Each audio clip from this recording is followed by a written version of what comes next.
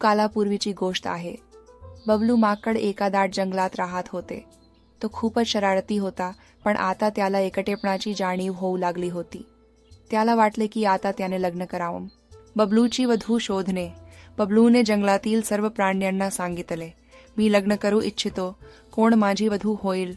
सर्व प्राणी हसले. गोलू भालू म्हणाला, अरे बबलू, आधी विचार करून बघ, लग्न करणे सोपं नाही आहे. पण बबलू आपल्या हट्टीपणावर ठाम होता. तो प्रत्येकापासून विचारू लागला, मीना तोता, नाही बबलू, मी आकाशात उडते आणि तू फक्त झाडांवर उडी मारतोस. चिकू हरिण, तू खूप शरारती आहेस, मी तुझी बायको होऊ शकत नाही.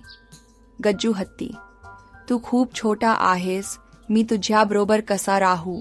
बबलू निराश झाला. कोणीही त्याच्याशी लग्न करण्यास तयार नव्हते.